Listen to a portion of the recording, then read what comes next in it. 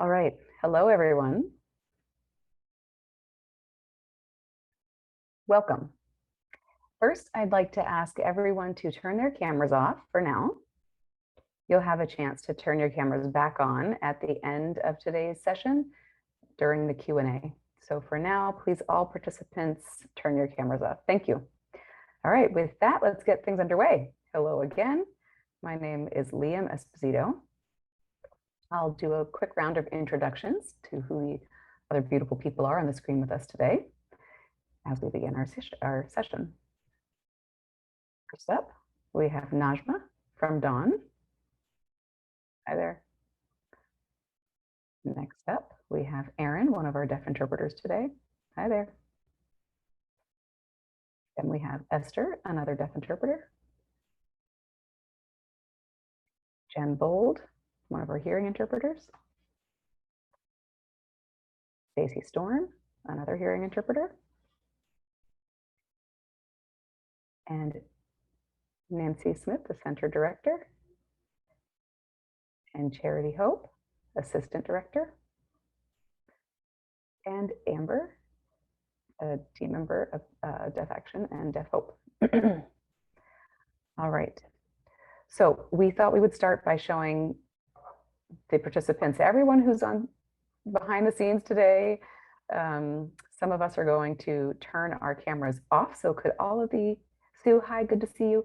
Could you turn your camera off when we get started? Got it. Okay. Sue says will do. All right.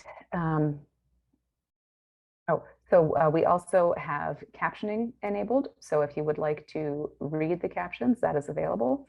So I ran through those introductions so that you could know the full team and who is engaged in providing access today.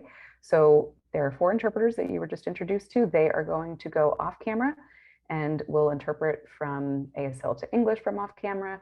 And Erin and Esther will also do their work off camera. The 2 deaf interpreters have another connection in Whereby. So they have a separate device to provide access on that end. And we always welcome your feedback on how we are providing accessibility. We're always willing to adapt and adjust to make sure that we are as inclusive as possible. With that, will the interpreters please turn their cameras off?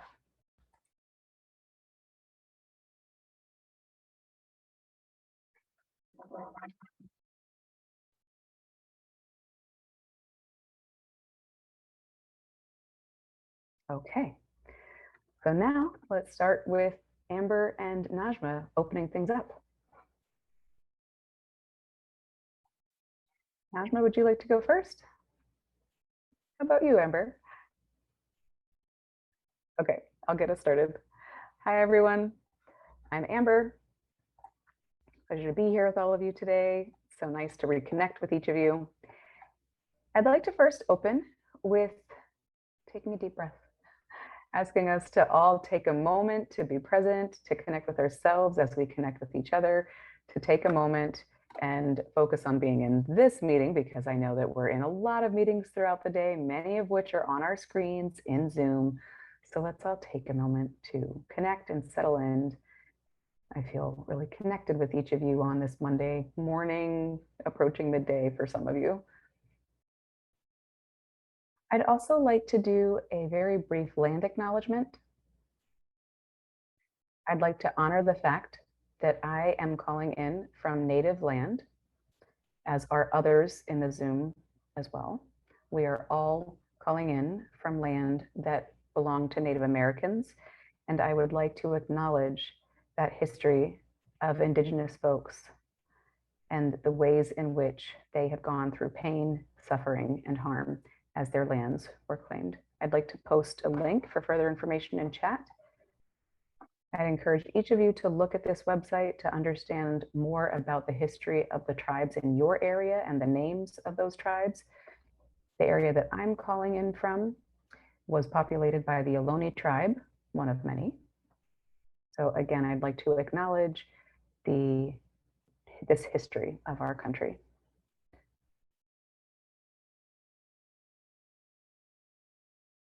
Now I'd like to check in with Najma. Would you like to add anything as a further hello? Hi, everyone. My pronouns are they, them. And to add to what Amber just said, this is really a great time in our society. We are certainly going through a hard time in our homes and outside of our homes as a nation and individually. And it makes me think a great deal about humility and the ways in which we strengthen each other by sharing our perspectives, understanding our roles in society, and working toward a healthy and safe community for all. I'm excited to be here. I'm excited to be working with you guys. This is still pretty new for me. Many of these experiences are new for me, so I'm looking forward to this work. And I guess at this point, should I, oh, 1 second. Sorry. Sue Philip is saying somebody's being frozen. Najma's video is frozen for me. And Amber's saying it's not for me. I'm seeing Najma's video just fine on my end. Oh, now it's okay, Sue is saying. I guess I just missed a portion of it.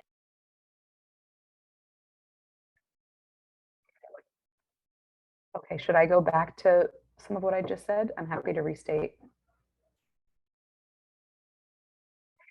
By the way, if anyone's wondering why I'm looking off camera, it's because I'm looking at my whereby to Aaron and Esther. Okay, so I'll begin again. I'm happy that we're here. I strongly believe that we all share a common goal to reduce violence and harm, and that's true within our deaf community as well. I'll now turn it over to my colleagues for further introductions. Is that the next step? This is Amber. I think Liam covered the introduction sufficiently, so I don't know that we'll go back over. Najma, got it? Okay. Amber, I would also like to share with everyone in our goal of coming together more often to be able to share information with those of you in the field, information that's going on with the Deaf Action Team. We usually meet every Monday as a team. And our goal is to make the information that we discuss in those Monday meetings more transparent, more available to the field. So we hope to have more meetings like this on a more frequent basis as part of our Monday meetings. It won't be every week, but hopefully you all will be able to join us on a more frequent basis so that you are more up to date with what's going on a national level with each of our projects. So we were thinking either monthly or quarterly. You guys let us know if you have any feedback about how often you would like to have this kind of update meeting.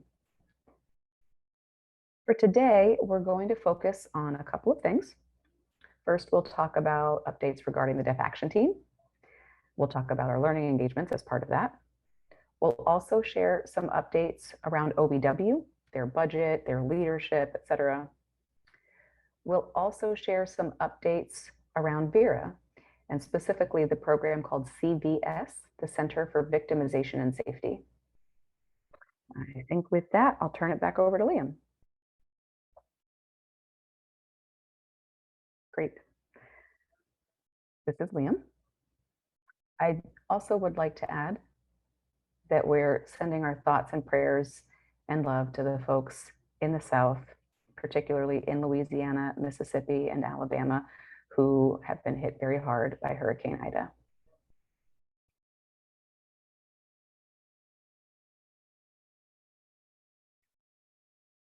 All right, so let's begin.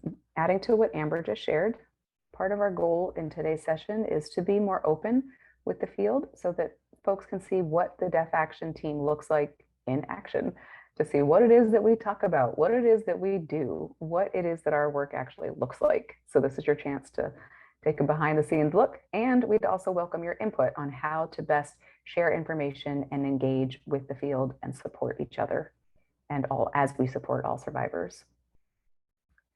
This is our third round of OVW grant funding to support this TTA project. That stands for Training and Technical Assistance. That's the type of program that we are. This is the third time we've gotten grant funding. In cycles 1 and 2, we tried out a number of different things. We learned from them. We saw what worked, what didn't work so well. One thing that we did was offer webinars monthly. Those were the ones that we offered on the third Thursday of the month. And then we also tried having some networking meetings on the fourth Thursday of each month. But we realized that that didn't really seem the ideal way to engage with folks. It didn't seem to be like the best opportunity for people. So we wanted to create a space where we could share information, have dialogue.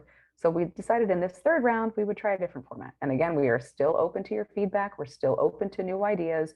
We're happy to make adjustments. So what we are looking to do this time around, instead of webinars, is hold what we're calling learning engagements.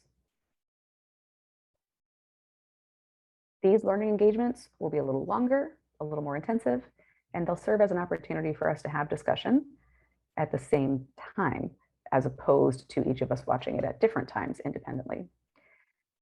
The plan for 2021 is to have 2 learning engagements before the end of this calendar year. And then in 2022, VM has frozen for me.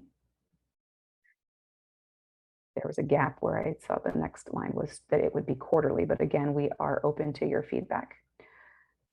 Our plan is to have the first one the last week of September. That would be Monday, September 27th through Thursday, September 30th. So there will be an engagement daily, meaning they would be on the 27th, 28th, 29th, and the 30th. It will be held from 3 to 5 Eastern time, which is 12 to 2 Pacific time, 1 to 3 Mountain, and 2 to 4 Central time. The theme of the first learning engagement is anti-racism and anti-oppression, with the guiding philosophy that both of those are instrumental in doing anti-violence work. So we'll be focusing on this topic frequently throughout the year, but in this learning engagement, we'll be talking about how to center anti-racism and anti-oppression work. So by no means is this the only time we're going to talk about it in this one learning engagement. It will truly be infused throughout all aspects of our work.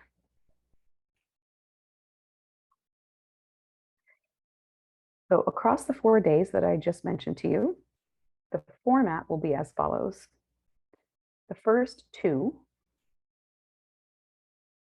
will be formatted as critical conversations. Najma and I will sit down and have a conversation about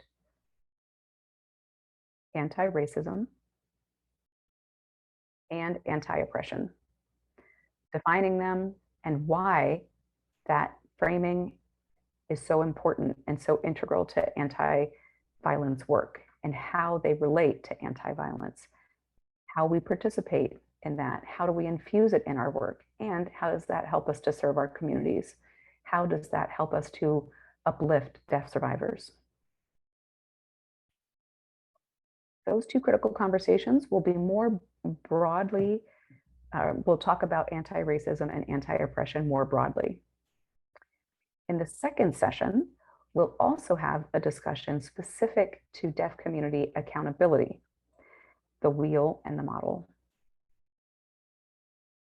We'll give an update as to where we stand with that now and the journey that we've been on with that model from the beginning to the present, and what future directions we might go in. Third learning engagement is going to be more of a presentation style format. This will be about cultural responsiveness. In that, we'll talk about how we can provide culturally responsive services to our community and our survivors. The final session is going to be a day of hands-on activities entirely. So we'll have breakout rooms, chances for each of you to have discussion, do some activities, including unpacking and understanding practical applications. Another key thing I'd like to mention here and that I'd like to name is that the Deaf Action team is very cognizant of the fact of how we started this project. We were initially an overwhelmingly white team, and the majority of our team as it stands is still white. And we recognize that it's important to acknowledge that history and to reinforce our commitment to building relationships with our communities of color and to repair the harm that we've caused and to work together to figure out how to get to a place where we are all working in a space of healing. The one thing that we've noticed, especially after May 2020, when George Floyd was killed, the world really shifted overnight. We all started to question things. We had more conversations about race. And in that, many white people realized just how much harm they had caused. And as a response, many white folks reached out to Black and brown leaders to say, please educate us. I'd like to caution all of us against doing that, partly because it's not appropriate and it's not respectful. And to make those requests means that you are asking for emotional labor without consent. The reason that I mention this is because our first learning engagement is going to be about anti-violence, or excuse me, anti-racism and anti-oppression. We are certain that you're going to have lots of questions, as you should. So we want to intentionally create spaces where Black and brown leaders, including Najma and others, can be available to help you process that information.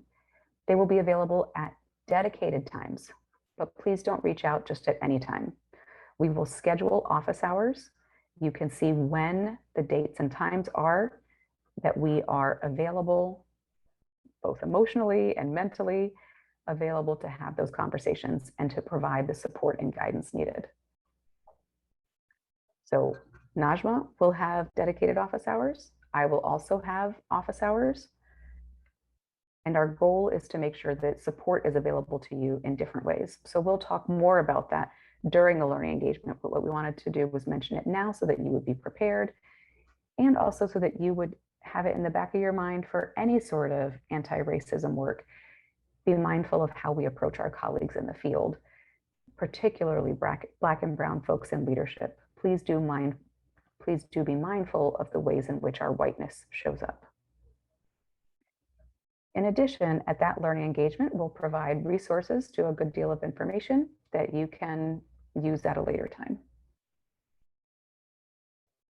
Again, our first learning engagement is going to be held the last week of September. We'll send more information out about that soon. The second learning engagement we're planning on having on December 9th from 3 to 5 Eastern time. Again, that makes it 12 to 2 Pacific, 1 to 3 Mountain, and 2 to 4 Central. Topic for that learning engagement is a conversation with OVW staff, the Office on Violence Against Women. At this time, we are planning on inviting the following folks.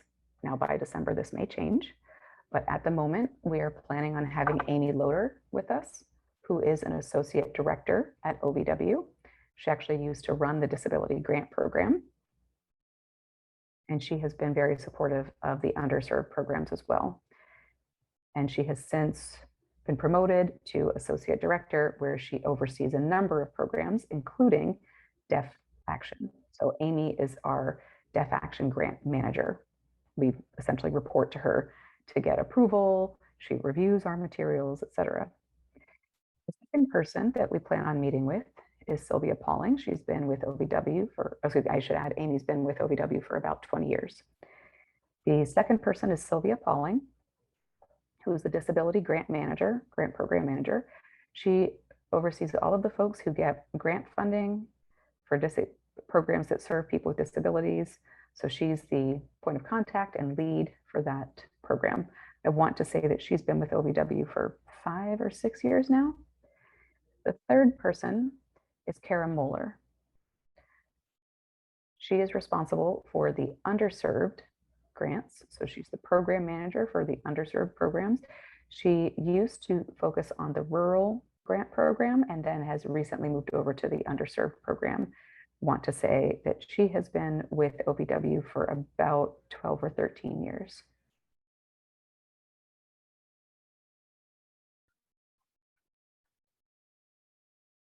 And I'm very sorry, I just saw a comment in the chat. I'm so sorry, Najma, you wanted to share something earlier and I didn't see this soon enough. You made a comment about the first learning engagement. Right, I just wanted to add to something that you said a moment ago. Someone asked how it is that I came to be involved. So I wanted to share two things. One, I believe in this work of anti-violence. And the second reason has to do with what Liam just shared about emotional labor. Part of our work, including Charity and Nancy's work, is we look at how whiteness has really dominated this space. And it is my hope that my involvement will give other people a sense of peace, that I am actively monitoring and participating and ensuring that we all collectively do the work. I know sometimes it may look as though I am taking a back seat and not saying as much, but we all do have a role in anti-violence work. With that being said, I would like to believe and think that many of us will have some peace in this process that stems partly from my involvement, because I am actively supporting this anti-oppression, anti-violence work, anti-white supremacy or white dominated space. If you really feel like you cannot move forward, in particular, because Amber and Liam have been on this project, and Amber being hearing, the two of them together represent a number of power dynamics. Charity and Nancy as well, too. If you have any questions, any misgivings, mixed emotions around our work on anti-oppression, please do reach out to me. I believe that everyone on this team is really open to investigating our role in whiteness, disassembling white supremacy, anti-violence. I think everyone on this call hopefully is doing that, as am I. Thank you, Najma. I appreciate that.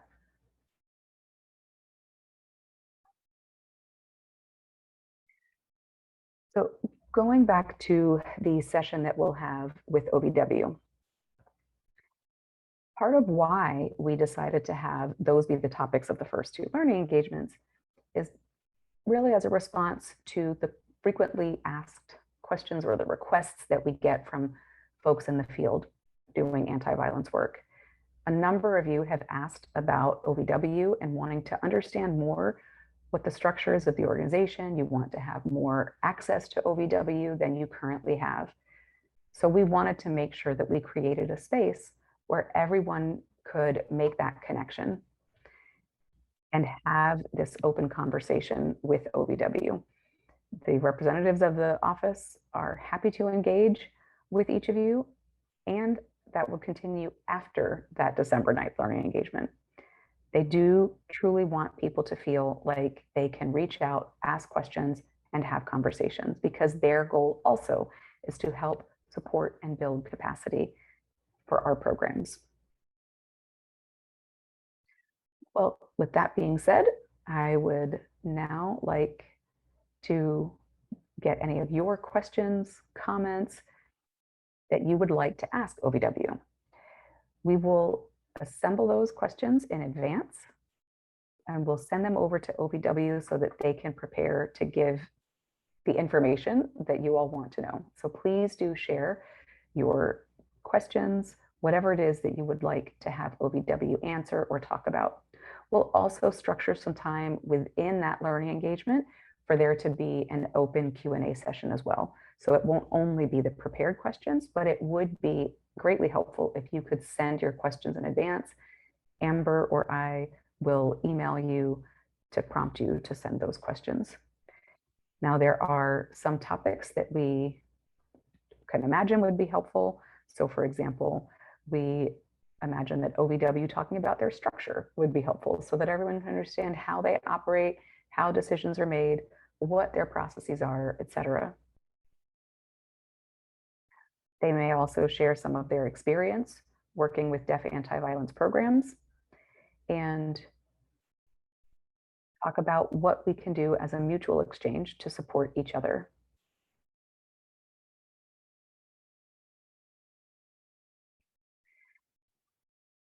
So again, those will be the only 2 learning engagements that we'll have for this calendar year, September and December. We are starting to plan for 2022. We would love to get some of your thoughts and input around what topics you're interested in, what themes you all would like to talk about and learn about. So please do think about what topics you would like to see in 2022, but we will need to get OVW approval for those. We usually need about a month's worth of lead time to get OVW's review and approval. Sometimes we get that review and approval pretty quickly. Sometimes there's a series of back and forth questions and edits and adjustments that have to be made, which is why we have to build in sufficient time for them to conduct their review and get their approval. All right, so that takes us to the end of our learning engagements. I'll now turn it over to Nancy to talk about some changes within CVS. Nancy? Hi, everyone. My name is Nancy Smith, and I am with the Center on Victimization and Safety at the Vera Institute of Justice, and I have been on the Deaf Action team since our start. And I wanted to talk a little bit about some exciting developments that are happening within our team. And that is that we are spinning off from the Vera Institute of Justice to launch a national nonprofit organization.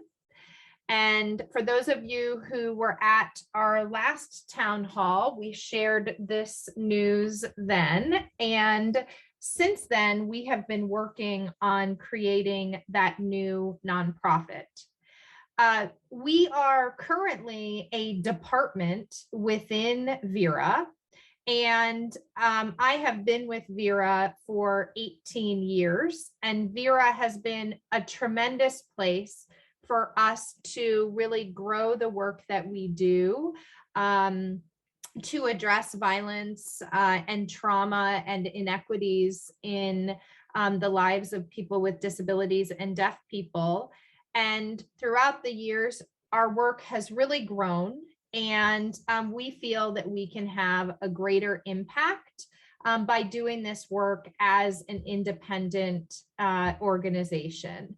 It really will allow us to have greater visibility to these issues and not to be sort of hidden, if you will, within a much larger organization. So we are really excited about spinning off.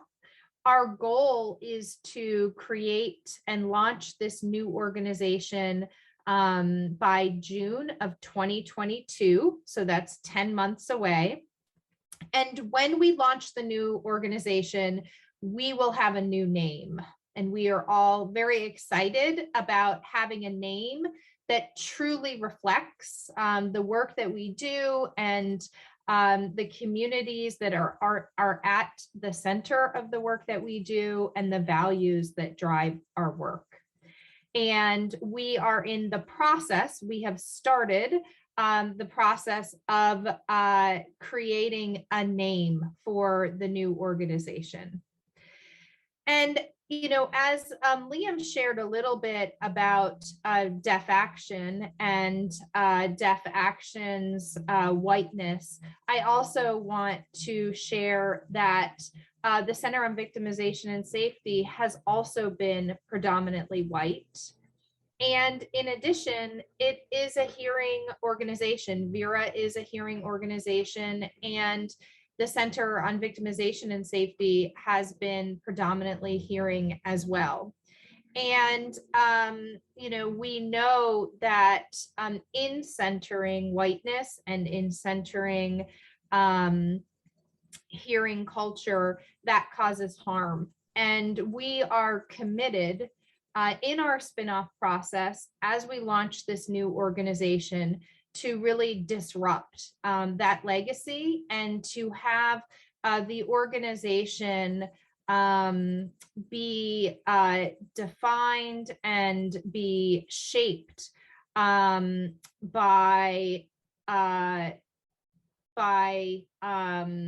leaders of color, by leaders from Black and Brown communities, leaders from deaf communities.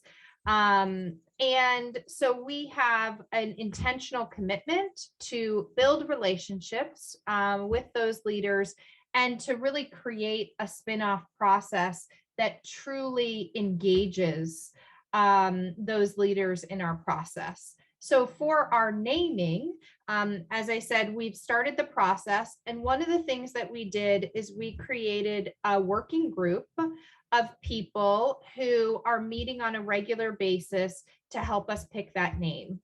And the working group includes people who are currently staff of Vera, but it also includes people who are partners and colleagues of Vera as well.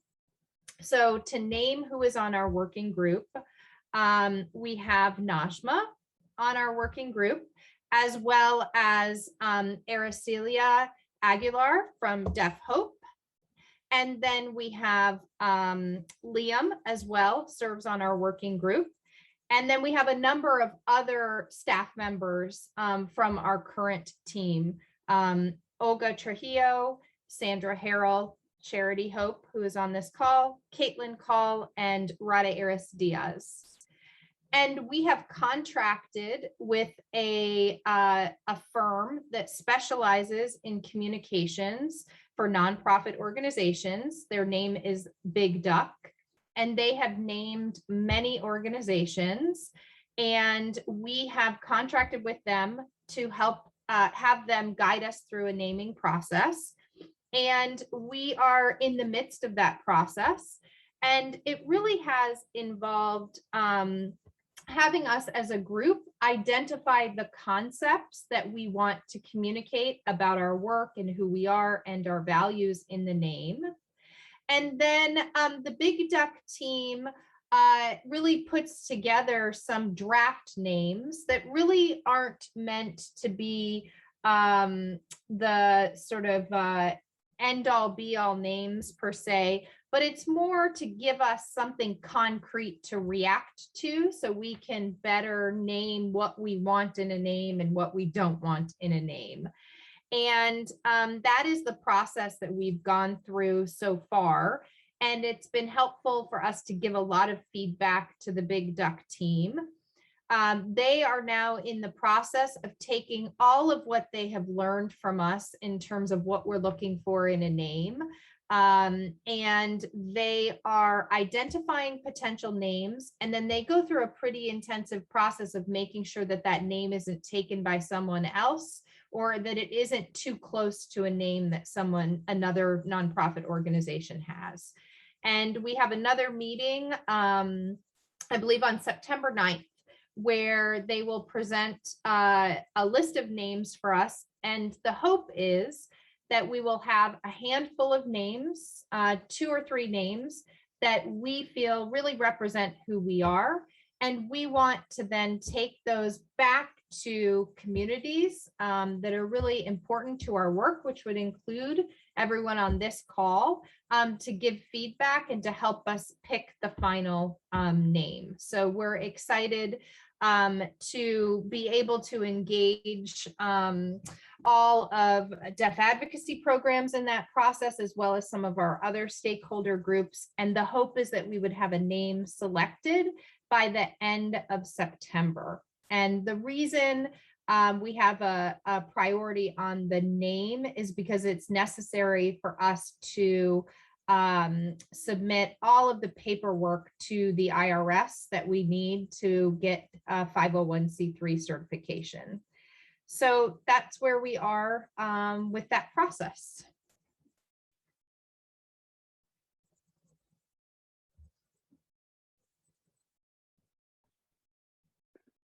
This is Liam. Great. Thank you so much, Nancy. I really do appreciate that update. We definitely will keep everyone in the loop and keep you posted throughout the process.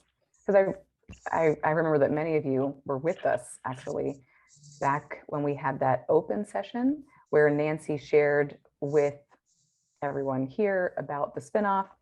And it was really nice that the deaf service providers were the first to know publicly about the spinoff.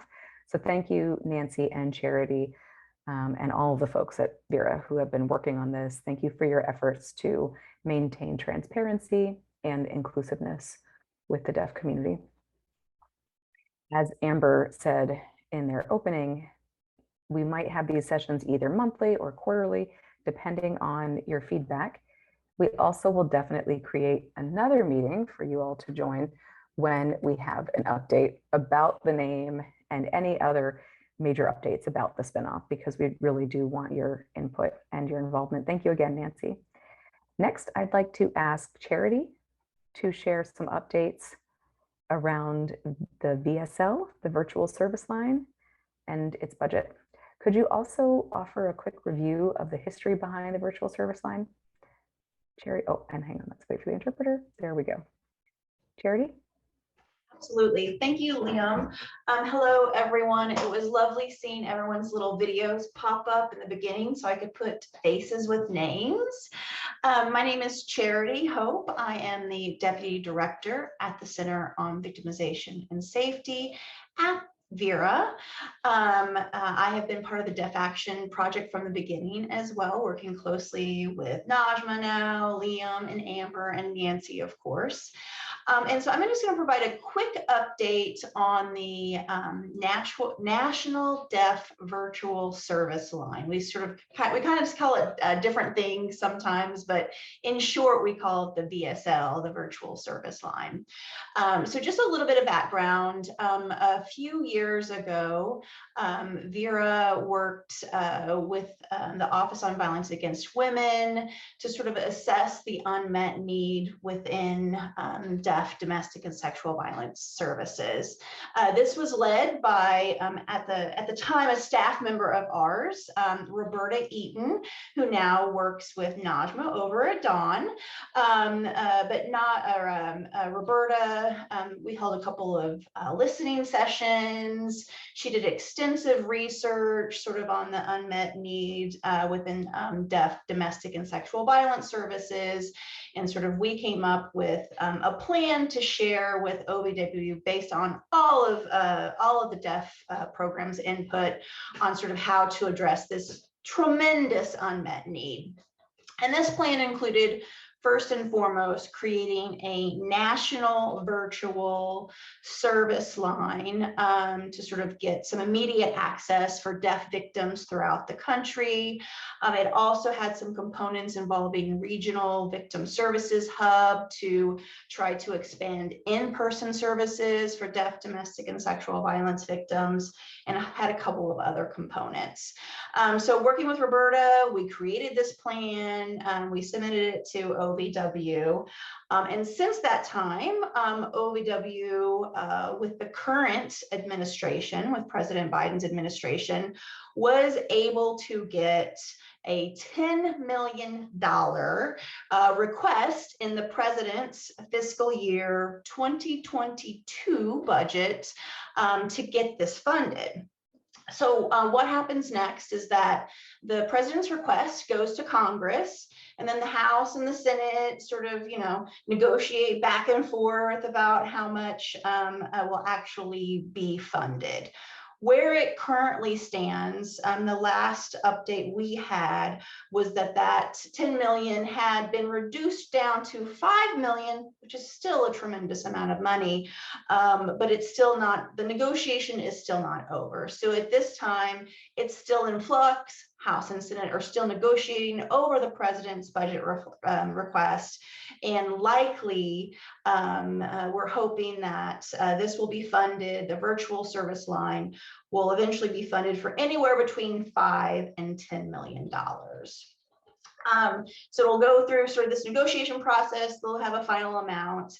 And then what will happen, OVW will put out a solicitation, hopefully in fiscal year 2022 sometime, to accept applications to sort of start this work.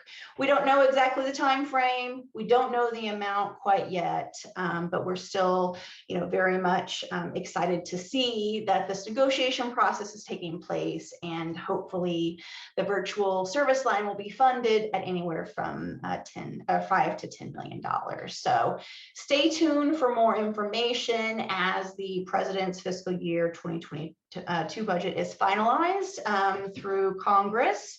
And OVW will hopefully release a solicitation sometime in the next year or so is what our best guess is.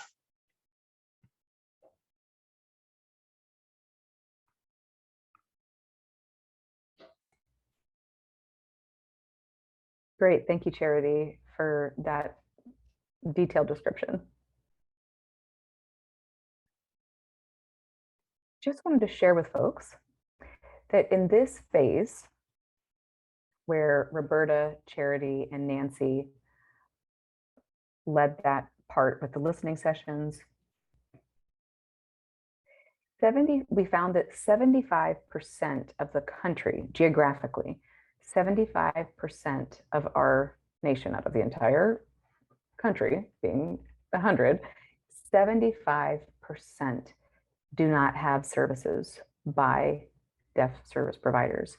So that means that nationwide, we have a 75% gap.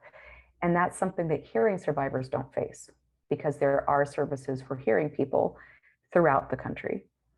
So this is a major realization that our deaf survivors are truly not getting the services that they need. And for this reason, we hope that the virtual service line will transform and change their experiences. This also began as a pre-COVID project, and we endured through COVID. And we realized that had we had the virtual service line available during COVID, it would have been so immensely useful. So COVID really helped us to understand just how important it is to have this available to change the landscape of how and where we work. Next, I'll be talking about my role. I'm sure some of you have noticed I've had different roles over the year. I began as a member of Ignite. Some of you know that I taught at RIT and that I have now left. I have been consulting with Vera.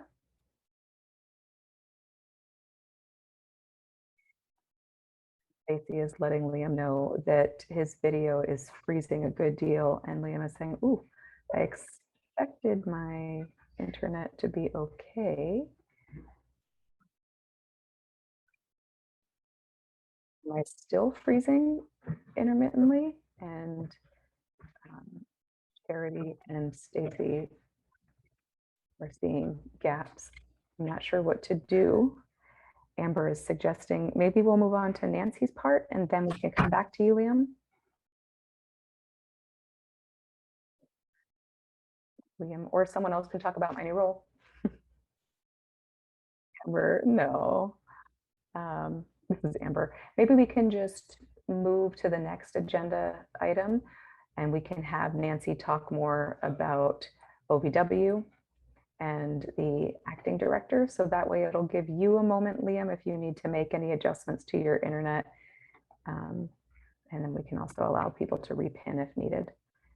Nancy, you ready? This is Nancy. While Liam's internet restores itself, we wanted to share a few updates about the Federal Office on Violence Against Women. And importantly, to let everyone know that the Office on Violence Against Women has a new acting director. Her name is Allison Randall. And the director position for the Office on Violence Against Women is established by the Violence Against Women Act The Violence Against Women Act says that there will be a director at the Office on Violence Against Women, that director reports directly to the Assistant Attorney General of the United States. And it also says that the President of the United States appoints the person to be in the director position. And so in this case, President Biden appointed Allison Randall to be the acting director. To be the permanent director, Allison will need to be confirmed by the Senate. And that takes quite some time. The Senate is currently essentially approving all of President Biden's nominations, and that process can take many months. So while Allison waits for Senate confirmation, she is referred to as the acting director. Now, the vast majority of people who work at the Office on Violence Against Women, your program managers, including the folks that Liam mentioned earlier, Amy Loader, Kara Muller, Sylvia, for example, they are not appointed. They are considered career staffers. So they work at the Office on Violence Against Women regardless of who the president is, and the president does not have the ability to appoint people in those positions. Those are sort of career positions. So just a little bit on who Allison Randall is, in case those of you, you're not familiar with her. Allison has a background in domestic violence. She has actually worked in the domestic violence field for more than 20 years. She has provided direct services as an advocate herself for many years. And then she started to work on the national level. She worked for the National Coalition Against Domestic Violence. And she also worked for the National Network to End Domestic Violence. When she worked at those two organizations, her main focus was really policy work. She's played a central role in ensuring the sort of evolution of the Violence Against Women Act, and that it is reauthorized every 4 years. And she has also done work, similar work on the Family Violence Prevention Services Act, which also provides funding for domestic violence programs, but through the Health and Human Services rather than the Department of Justice. Now, she also is not new to the Office on Violence Against Women. She actually served as the Chief of Staff for the Office on Violence Against Women from 2012 until 2019. So she actually was Chief of Staff to several OVW directors that spanned multiple presidencies. And she has been a tremendous supporter of the work that we do, of the work of Deaf Action, and also of the programs that you all work for. I know Allison, I've had the opportunity to work with her, and she is a passionate advocate for survivors. And she's very familiar with the Office on Violence Against Women, which will ensure that she will be able to begin her work immediately because she's not having to learn about how the Office on Violence Against Women works. So again, she is the acting director, and likely at some point, if she moves through the Senate confirmation process, she will become a permanent director of the office. And I think with that, I can try to turn it back over to Liam so we can learn more about your position on our team.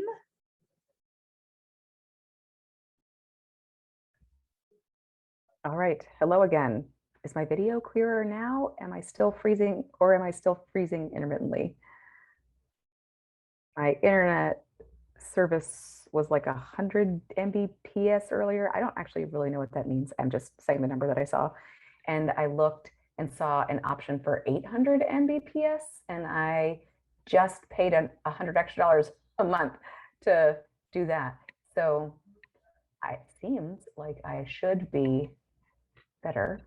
I don't know what's up with that, but anyway, back to the topic at hand. Again, I'm Liam, and I've had a number of roles since I started working with Vera, specifically with the CVS department within Vera. And I currently am now full-time, or I'm now staff. I'm 80%, so that means I work Monday, Tuesday, Wednesday, and Thursday. Generally, I do occasionally work on Fridays, Saturdays, and Sundays. I think we all know that our work can often be 24/7. That's nothing new. But I am flexible with when I can be available to meet folks' needs. So for example, I know that sometimes weekends are the best time for board trainings to happen.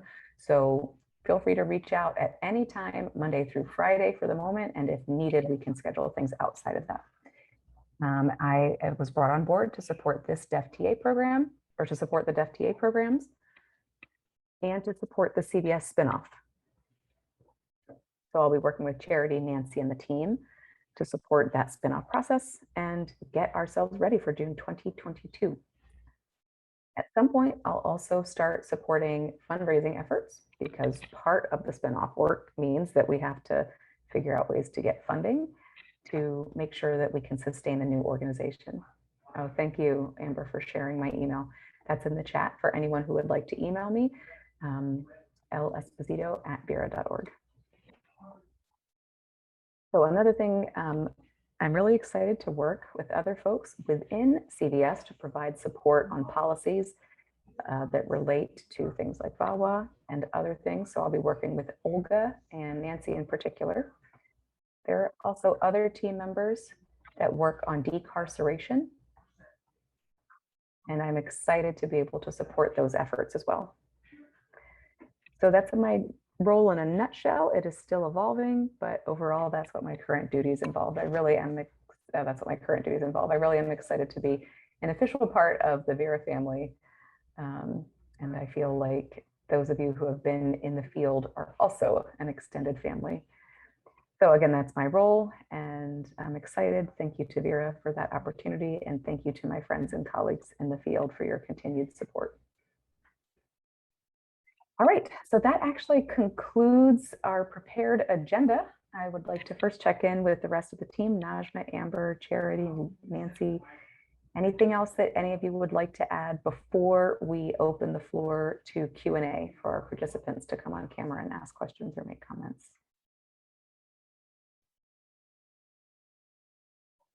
All right. Well, this is Liam again then. Folks, it's your opportunity to jump on in and share your questions, make your comments.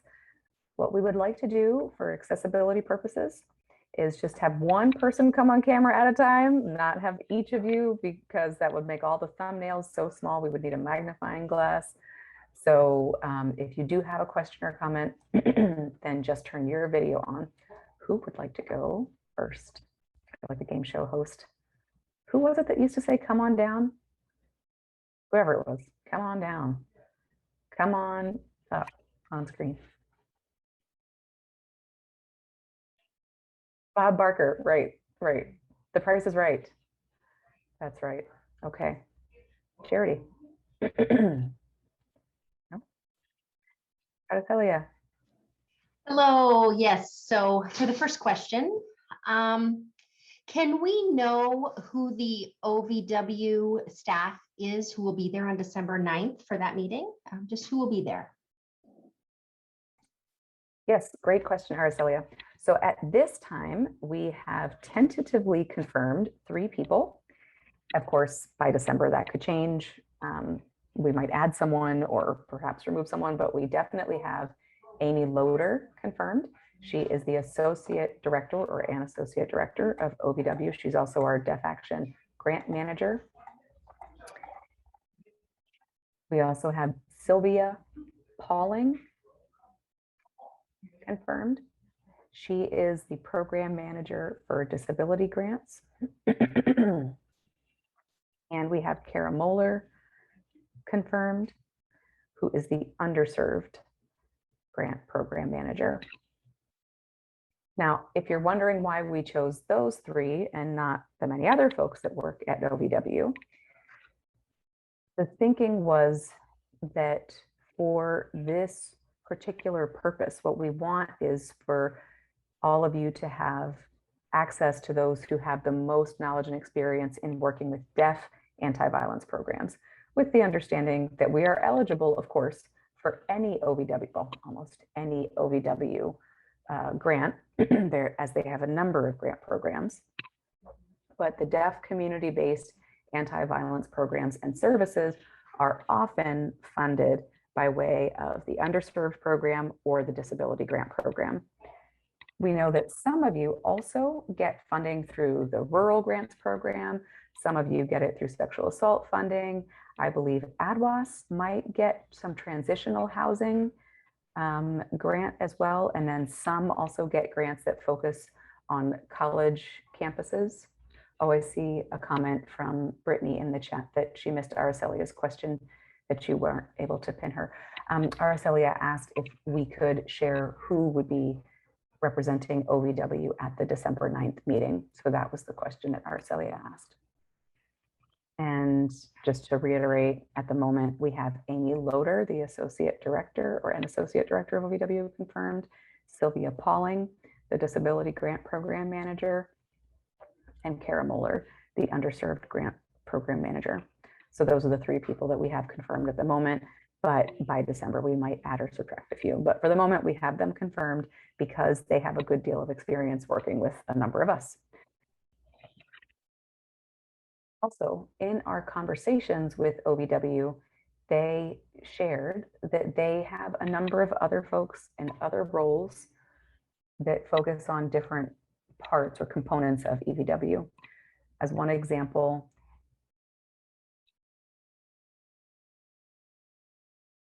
could you restate the name again? You froze when you mentioned that person's name. It starts with an E and the last name was Laura, I believe. Oh, Aaron Laura, thank you.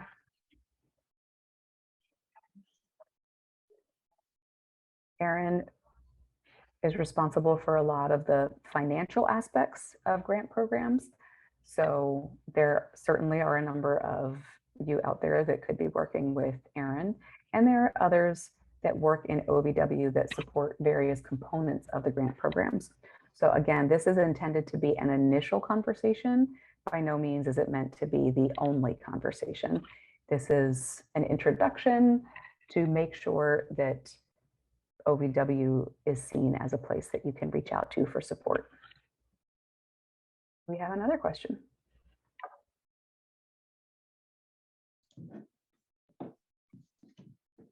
Hello. Yes, a question for Nancy. Would you expand a little bit more about the new organization, who it will serve? I'm trying to remember the information shared at the last meeting, and I don't. This is Nancy. Thank you for that question. The new organization right now will have sort of two focuses.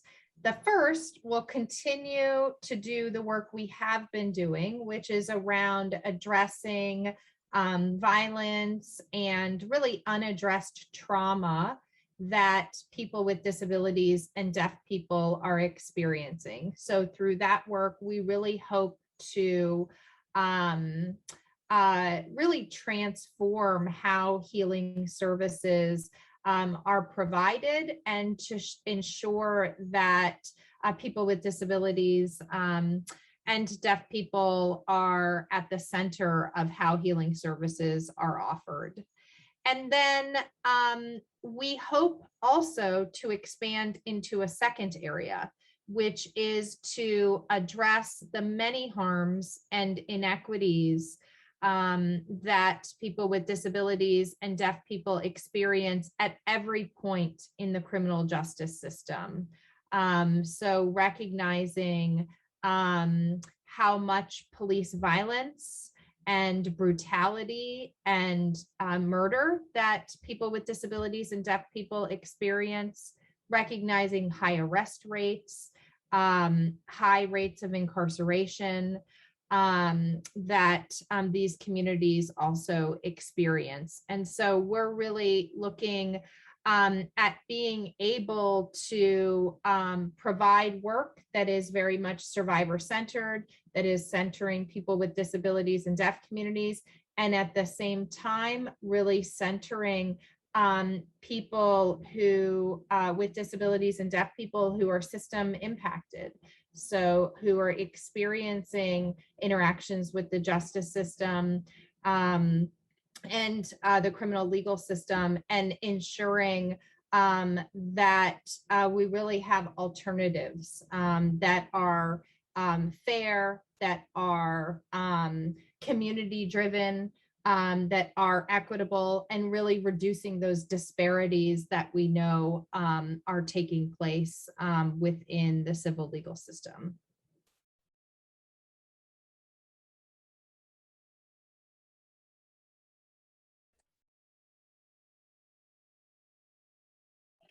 This is Liam. Wilma, does that answer your question? Yes, thank you very much. Susan, hi.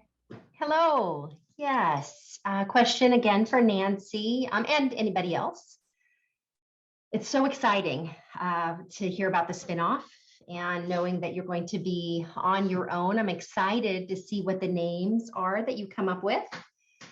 So my question specifically is, will there be a new board that will go with the new spinoff? Have those board members been selected? Could you just speak to that a little bit?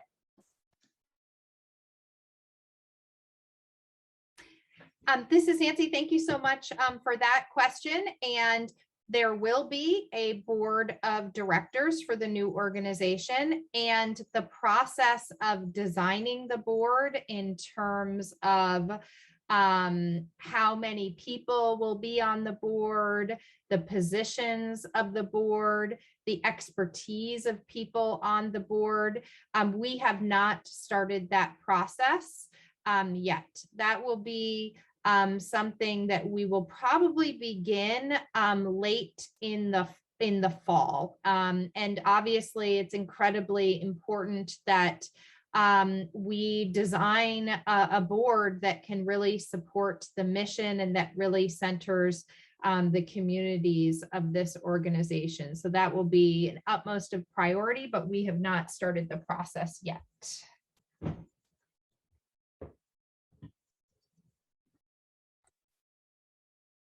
Nancy, this is Liam. Could you add a little bit about the representation from Vera on the board as well? Yes, this is Nancy. So the one piece that is known about the board of this organization is that initially there will be at least one seat on the board that will be held by someone who is in Vera's leadership. And the reason for that is that the spinoff organization initially is sort of like a subsidiary of Vera, and it goes through a process of spinning off from Vera and having greater and greater independence. And there is a time period in which, even though we have our own 501c3 certification, we are still a part of Vera. And so Vera, therefore, reserves the right to have a seat on the board for any organization that spins off from Vera. And I should mention, for those of you who are not familiar, that there are about 30 organizations, nonprofits across the country that exist, that once were part of Vera and that spun off from Vera. One that people may be familiar with is called Safe Horizons. It's in New York City, and it addresses issues of gender-based violence and other types of violence in the lives of New Yorkers. Yeah, happy to answer any other questions about that.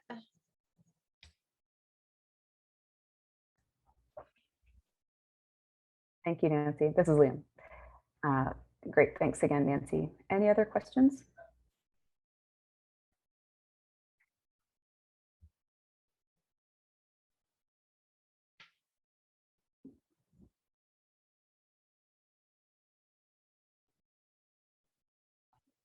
This is Liam. I see a question in the chat. Brittany has asked, are you planning on recruiting members of the deaf community to be on the board? Nancy or Charity, would you like to answer that? Oh, actually, another question is related, so I'll go ahead and share that now. KJ has asked about the process for the board members. Are those appointed positions, or are they open for applications other than the folks from Vera? This is Nancy. I can answer both of those. First off, we absolutely intend to have deaf individuals and leaders on the board. That is incredibly important throughout the entire organization, board, staff, volunteers. It is very much a commitment that we have made in terms of having people from deaf communities. In terms of how the board is selected, honestly, I have absolutely no idea. As I said, we really haven't really gone through the process of developing the board design. And I will just be very honest and transparent. I have never worked with a board before. I am in a department within Vera that is a couple layers removed from Vera's board. So I really don't have any interaction even with Vera's current board. And so I imagine that we'll be going through a process of talking to people who are in organizations that are similar to the one that we're envisioning to see what works in terms of boards. I know we've learned a lot in providing technical assistance to people in terms of what some of the gifts are of boards and what some of the challenges are. So we'll be taking all of those into consideration. But right now, I genuinely have no idea how the board will be selected.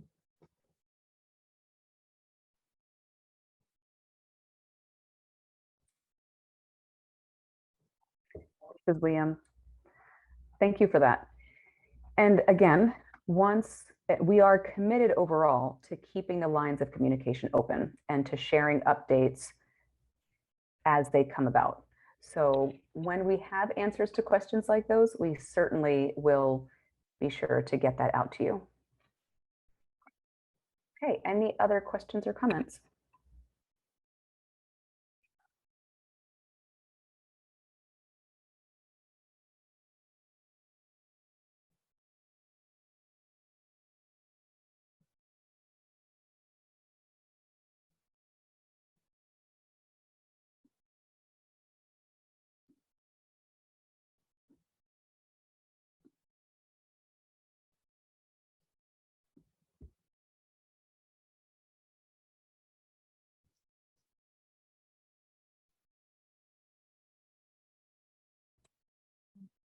Amber? Hi, this is Amber.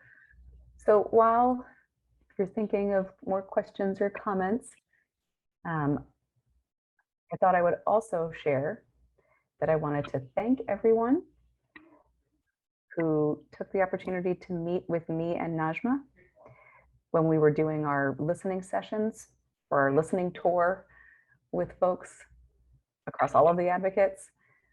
We still are looking forward to upcoming meetings with folks, and we look forward to connecting with you and with our team.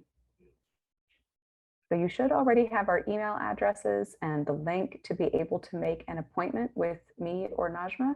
But if you need it again, please do let me know. We do expect to have regular one-on-one meetings with each of you, hopefully. So it'll be a nice it's been a nice journey so far meeting with each of you, and I look forward to continuing on that journey. So please do reach out to both of us.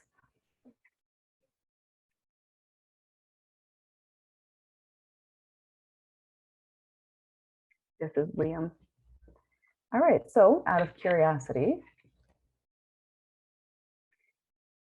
what do people think of this format, where we share some updates and you learn some info, but can also ask questions? Do you think you'd like to have something like this again monthly or quarterly?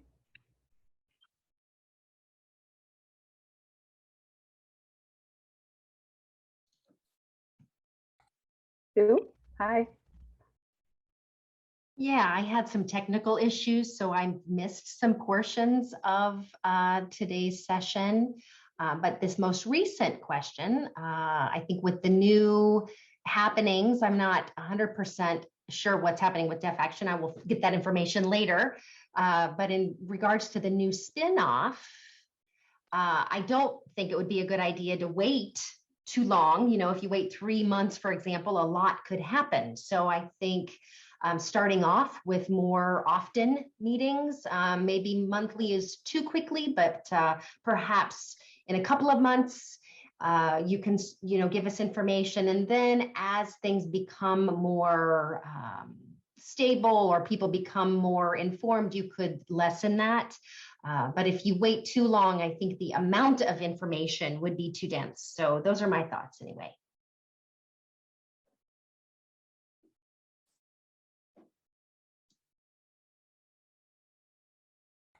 Great, this is Liam. Thank you so much, Sue. I appreciate your input, and I also see the comments in the chat. I'm seeing some support for monthly, a couple of people that are saying maybe every 2 months. So we'll be sure to take stock of what you share in the chat and get a sense of what people think would be most beneficial and most useful. It seems like at the moment, we might settle on a monthly vlog. So there would be a video update. And then either every 2 months or every 3 months, then we'll have an opportunity for something on Zoom to come together.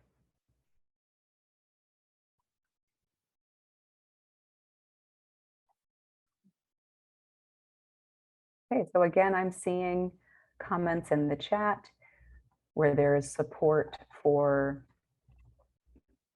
vlog updates to happen maybe monthly, and then quarterly or bi-monthly meet on Zoom. And could we try that throughout the rest of the year? Would that work for folks? We can try it out, and if it doesn't seem to be working, then we can make adjustments.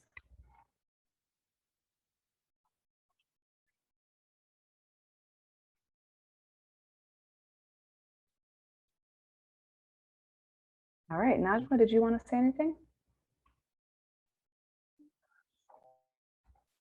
Wilma?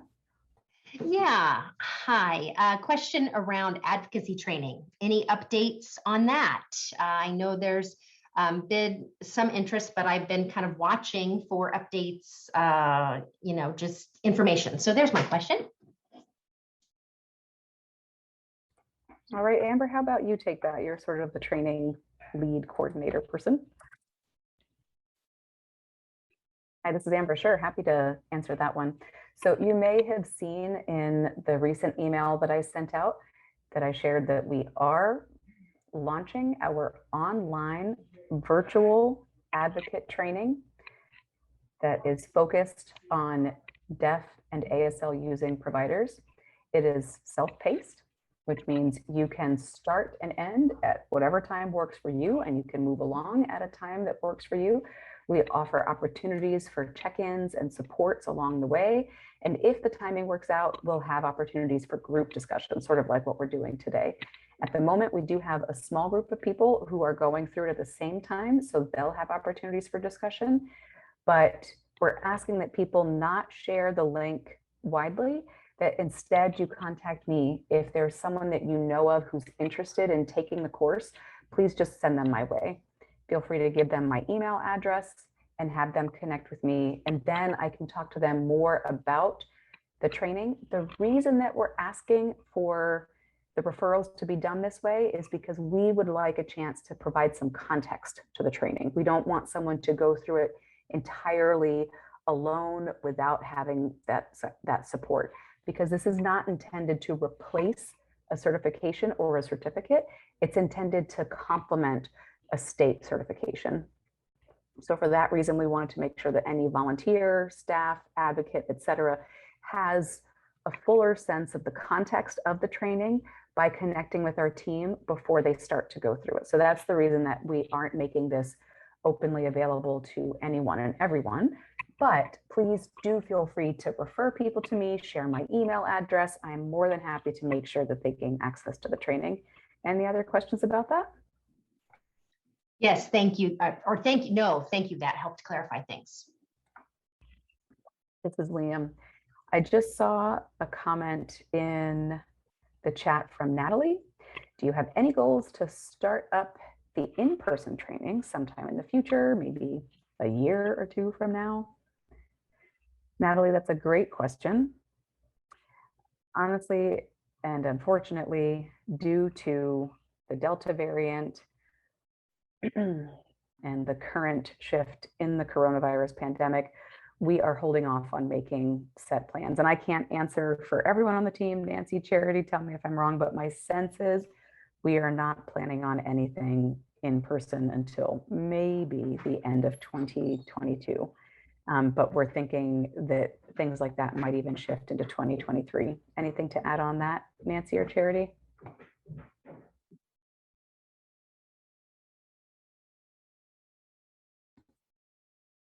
Oh, so I just see an interpreter come up.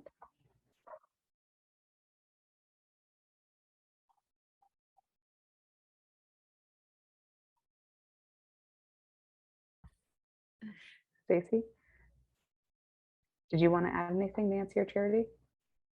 This is Nancy. I would just say that we deeply value in-person connection and time with each of you. And the trainings that we have done in the past have been really, they've been wonderful opportunities to learn and grow. Some of that happening in the 8 to 5 agenda, but so much more of that happening in the evenings. And so we really want to connect in person, but we also really want to be cautious and in no way want to put anyone at risk. And so, as Liam said, I think with the Delta variant and really seeing how it is just rippling through our country right now, and it is really just damaging on so many levels. We want to be cautious, and it is very hard if you're planning an event to plan for in-person and then to change to virtual because there's hotel contracts involved and things like that.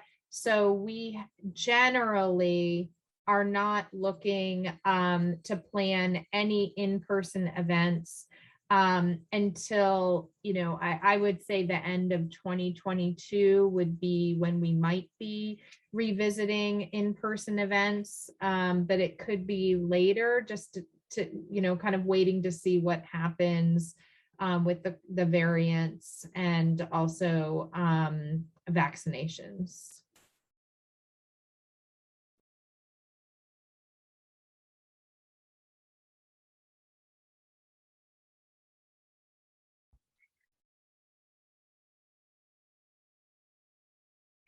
This is Liam. Yeah, I definitely miss each and every one of you. I miss being able to get together in person, but this pandemic, I know, has been exhausting for all of us in a multitude of ways and has presented a number of challenges. But Given that it's time for us to close the meeting soon, I would like to end by saying thank you so much. Thank you so much for the amazingly important work that all of you do and for continuing to provide services to our communities and our survivors. Thank you so much for your persistence and for your innovativeness, for your adaptability in these very challenging times. I know that we are working as a team, Najma, Amber, myself, Charity, Nancy, and all of us recognize that we are really here to support you in various ways. So please do feel free to reach out to any of us at any time. Let me share our email addresses or our main email address. I just put that in the chat. Feel free to email us at defta@vera.org. And then we'll also share updates soon about that learning engagement that will be held at the end of September. And we'll also ask for any questions that you may have in preparation for the December 9th OVW learning engagement. Najma, did you want to add anything? Nope, not from me. Liam, okay. Oh, I wasn't sure if you were raising your hand or just scratching your head. Okay, thank you so much.